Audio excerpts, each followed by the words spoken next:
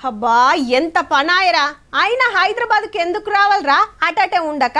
నీ అవ్వ ఇప్పుడు మళ్ళా పర్సులకెళ్ళి పైసలు ఖర్చు పెట్టుకోవాలి నారా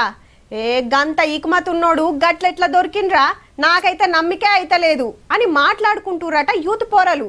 అట్లా అని వాళ్ళ దోస్తు కాదు చుట్టం కాదు ఇంటి పక్కోడో ఇంటెనుకోడో అసలే కాదు ఏ ఇంకా ఊరిచ్చుడొద్దు గాని మీరే చూడుర్రి ఐబొమ్మను ఆడిచ్చే మనిషి అరెస్ట్ అయిండు మొత్తానికి పేరు ఇమ్మడి రవి మనోడే గాని బయట దేశాల నుండి ఇకమతితోని సినిమాలు దొంగతనం చేసి వెబ్సైట్లకు ఎక్కిచ్చే పనిమంతుడు హైదరాబాద్ కు వస్తుండని మతలవందంగానే పక్కా పిలాంతోటి పట్టేసిండ్రు పట్నం పోలీసులు ముచ్చట తెలవంగానే సినిమాల్లో ఒక మురుసుడు కాదు కొత్త సినిమా సూపర్ హిట్ అయినట్టు 1000 కోట్లు కొట్టుకొచ్చినట్టు టాకీస్ లో బొమ్మ బవిడే ఆల్చం గంటలనే వెబ్సైట్లకు గుంజుకొచ్చే తోప్ సింగు బయట ఎన్నో కరీబియన్ దీవుల్లుండి ఐబొమ్మ భాగవతం నడిపిస్తున్నాడు బాజాప్తా ఓటీటీలలో రిలీజ్ అయిన సినిమాలు సుధా నిమిషాలనే వెబ్సైట్లకు ఇడుస్తుంటాడు ఏం తక్కువ 3000 కోట్ల రూపాయల లాస్ వచ్చిందట గిసొంటి కథలు చేయబట్టికే దాని అడమ సినిమాలు కంప్లైంట్ ఇస్తే అచ్చా పోలీసులకు అంత దమ్ముందా నన్ను పట్టుకోమనూరి చూస్తా అని సవాల్ చూతీసిరిండుల్లో